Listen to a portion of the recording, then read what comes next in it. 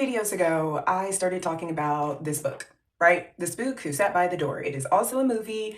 The movie is also on YouTube. If you want to see that video, it's here or maybe here, one of the two. If you've never seen the movie or heard of the book or anything like that, go watch that first. Whilst in the middle of reading this book, I'm not done yet.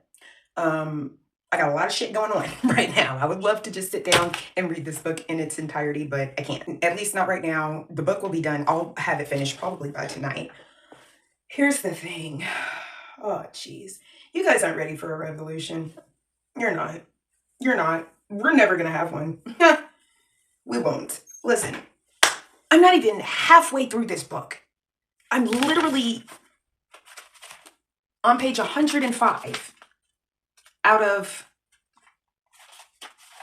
187. So I'm a little over halfway through this book. Math is not my friend. Oh, I don't even know where to begin with this. There will never be a Black revolution or any type of revolution in America. And I know that because as I'm reading this book, I'm realizing that we aren't built like that anymore. We're not. The main character, Dan Freeman, he went undercover, infiltrated the CIA as the first Black CIA agent, right? He took the information back to Chicago with him. That's all I'm going to tell you about the book. That man spent 5 years as a Sam Boaz nigga. And he hated himself for it the entire fucking time. And then had to put on another disguise when he got back to Chicago. Like, for a couple of years. Who has that staying power? I want to know, who has that type of staying power to do something like that? And I'm not just, we'll take the Black revolutionary out of it, okay? Just any type of revolution in America is not going to happen. It's not going to happen. We have prioritized comfort above everything else, and that includes freedom. Your idea of escape is drugs, sex, gambling, vices, right? But in this book, the escape is a literal thing. It's a literal escape. It's not escape from reality. It's escape from the bullshit. His whole premise is, we are going to make Whitey choose between playing Big Daddy to the rest of the world or keeping us on our asses, because he can't do both. This is written in the time of the Vietnam War, when I was scaling up in the Korean War and all of that. So you want to play Big Daddy to the rest of the world, you want to have us on the front lines, us be the first ones to get killed and shit. Okay, you trying to ship us off over there to do your fucking dirty work, but when we come home, we're still treated like shit. Look, you can't have it both ways. You can't have it both ways. You can either play Big Daddy to the rest of the world and leave Black folks alone, or you can keep us on our asses, but you cannot be anywhere else. That would have worked back then. That would have worked back then. We can't do that now. There ain't no fucking way. Amazon has next day delivery, and yet they are still trying to figure out how to make drones deliver to you your shit immediately. You're too comfortable. And you're not willing to give up that comfort. You're not willing to sacrifice years of your life playing a completely different person in order to infiltrate and fuck up the system. You're not gonna do that. We have been pacified. Let me ask you something. Who is our mini Riverton? Who? Oh, wait. Simone. Nina Simone. Who is our Nina Simone? Who is our Nina Simone? Do you know who Nina Simone is? She wasn't just a singer. She was on the FBI watch list for being a pro-Black activist. Look up how she died. It's sad as fuck. My thing is this, no one is willing to put their lives on the line, let alone their fucking reputations on the line, for anything bigger than themselves. I was confronted not too long ago about some rumors at work. And the person who was asking me about this was, I don't know, I would assume that they would have assumed that I would be more defensive over my reputation. I'm a fucking lion. Why would I concern myself with the opinion of fucking sheep? I don't give a fuck. That place where I work, that whole place thinks that I have slept with half of the damn warehouse. And some of the women too. Some of the women leads. I heard that. Yeah. I heard that I was a lesbian too. Yeah, all kinds of things. They're sheep. For a lot of these people, the position that they're in, that's the highest they're ever gonna go. So what little bit of power that they do have, or folks that don't have any power at all, I mean, we're there 40 fucking hours a week, come on. It's like school. You know, you get bored and you want to just be involved in other people's lives, I guess. I don't really fucking know. I assume that that's how all of this gets started, the rumors and whatnot, because people are just bored with their lives, and that's okay. That's all right. You live a very cushy, comfortable lifestyle. You do. If you're an American, you're sitting pretty. Even if you are in poverty, you're sitting relatively pretty. You could be suffering, yes, absolutely. Abso-fucking-lutely. But everybody got a telephone. Everybody got a telephone with an internet connection. You may not have an address, but you can go and get you a P.O. box and order you some shit off of Amazon. Yeah, you could do that as a homeless person. You could do that. Yeah. What I'm saying is we have been trading in our fight for creature comforts. We're never, and going back to it, yeah, I did take that line from Tywin Lannister. Yes, that is a Tywin Lannister quote. Why would a lion be concerned with the opinion of sheep? Yeah, I'm right there with you, sir. I'm right there with you. I'm a lion. Ram. What do I care about this? They over here buying all fucking day long. I don't give a fuck about that. I don't give a fuck about that. This is the highest that a lot of these people are going to go. Let them have their gossip. I don't want to take that from them. It's the fact that so many fucking people are concerned with their appearance, of what other people think of them. Whether those people be meaningful or meaningless, I don't care about that. Obviously. My YouTube videos, I don't wear makeup. I have no idea what the fuck is going on with my hair. I don't know what's happening. I just threw it up in a ponytail. I had to go to my mama's house today and deep clean her guest bathroom. I just threw this up. I don't know. This ain't lip gloss or lipstick. This is vitamin E oil. Baby, I don't give a fuck what you think about me. I don't give a fuck what you think I look like. I don't give a fuck what you think I sound like and how I act like. And I know who the fuck I am. I don't need you to tell me who I am. I know who I am. Do you know who you are? Because y'all say, with all the protesting and whatnot, y'all say you want to fucking change. But you're not willing to sacrifice anything for that change. Do you think freedom is free? Do you think freedom is free? It's not free. It's not free, baby. Right now we have the illusion of being free, right? It's an illusion. Ooh, you're so free. You're not. Let me ask you something. If the government was truly afraid of what we could do, if there was even a minuscule chance that the people could rise up and revolt, if they were truly scared of niggas with guns, why would they let us have them?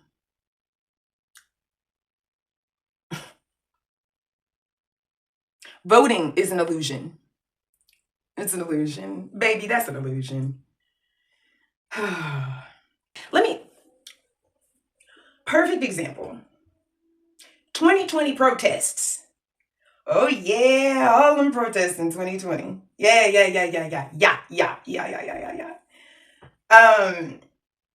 What happened? Because we had the momentum, we had the people, we had the message, we had the courage. What happened? We got distracted. Like a bunch of fucking children. Like a bunch of goddamn goldfish. We got distracted. We allowed people to come and infiltrate. Antifa, you remember that? Antifa, yeah. Where are they now? Oh, yeah. They only came in to disrupt those protests. Oh no, look at what they're doing. It's not peaceful protesting. And then what do we do? What do we do? We turn the guns on each other. Kyle Rittenhouse?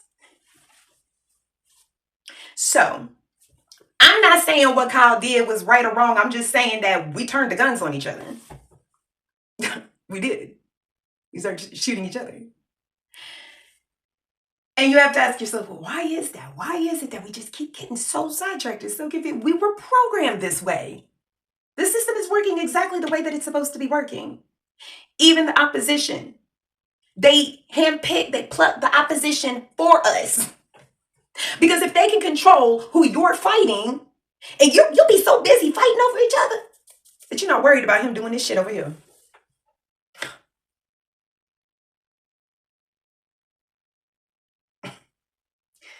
We'll never have a revolution in this country, ever. Ever. It'll never happen. It will never happen.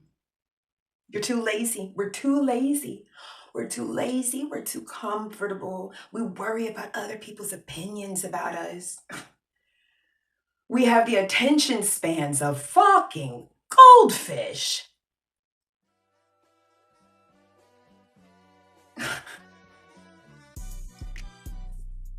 Another thought that I had while reading this book, because he does mention the importance of education in this book a lot. And the interesting thing about this book is that when it was published, and Sam Greenlee, the author, he had a very hard time getting this book published, but he did get it published. But when it did get published, and the way folks was reading it, they were like, this seems a little suspect. And it got the attention of some of the alphabet letter groups, and they weren't that concerned. Why? Because of that famous quote, if you want to hide something from a nigga, put it in a book, because niggas don't read. I wrote a paper in college about how every stereotype comes from some bit of truth. It does, whether you want to admit it or not. Black folk not wanting to read or not being too good of a reader, whatever. Where does that stem from? Well, it stems from the fact that we wasn't allowed to fucking read.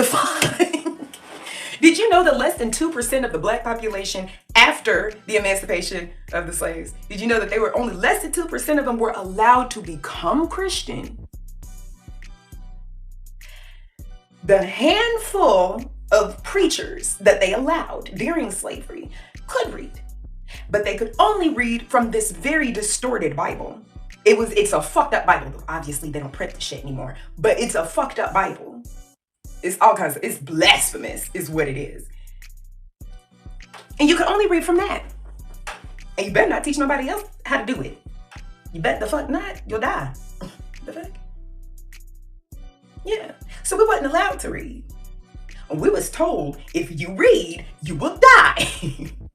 Do you know what post-traumatic slavery disorder is? It's a real thing. And some things can get passed down genetically. Maybe our aversion to reading has something to do with that. But regardless, every single black person I've told about this book, and I mean, I've told every black person I have encountered, I'm so serious. At the skate park with my kid, hey, you black, hey, you read this book? We gonna go read this book. Not interested. But the second that I say it's a movie, oh, what it is, hold up, let me get a pen.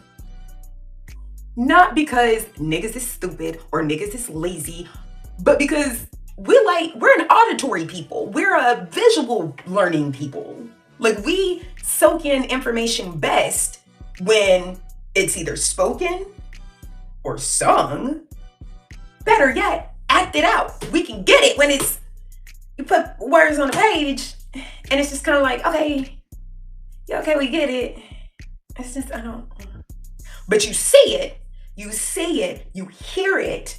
Oh, it's so thin. Oh, nigga, what you gonna say when freedom come your way someday? Instead of being a slave in North Carolina, I'd rather be a free man in hell. It's very catchy. I've remembered that since I was like 10. It was in Roots. Or no, not Roots. Queen. It was on Queen. What they doing? They going on strike. Strike? What strike mean? Let me shut up before I recite that entire fucking movie. Anyway, we like to see things. We like to hear things. We soak in information better that way. Which is why it wasn't considered too much of a threat when it was in book form. But the second that they came out with the movie, oh, fuck no. First of all, Sam Greenlee produced it. He did not get any permission from anybody in Chicago. The mayor of Chicago banned him from recording anything dealing with that movie in the city of Chicago. So the filming of the movie was like guerrilla warfare, same as in the book. So it's like everything involved in this, the writing of the book, the publishing of the book, the making of the movie, the gathering of the actors, anybody involved in this movie was basically blacklisted.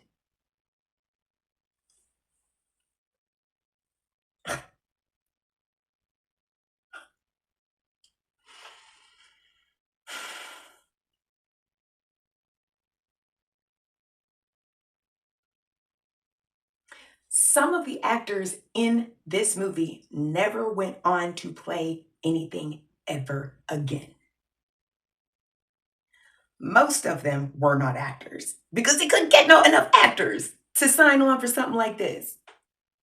And most people didn't know what this was. This is around the era of blaxploitation films. So you've got this movie lumped in with movies like Shaft and shit like that. So theaters weren't really aware of what this movie was.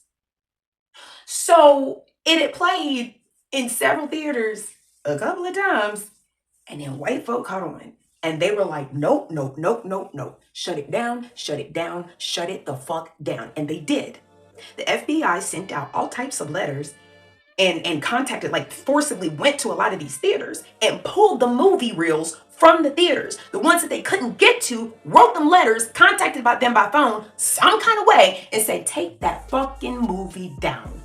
Now, usually, whenever you take a movie, when you're in a movie theater and a movie has been banned or stops running or whatever, you have to send the original reel back to the owner. They weren't doing that. When the FBI contacts you and says, you have a movie that you are playing and you need to stop if you know what's best for you, right? You're not finna take no fucking chances. You're burning that film. That's what a lot of them did. They burned it. Or they sent it to the FBI instead of to Sam. And the FBI burned it. It wasn't until 2004 when somebody found this movie reel in the back of some basement in who the fuck's Everville, USA, with a completely different title over it.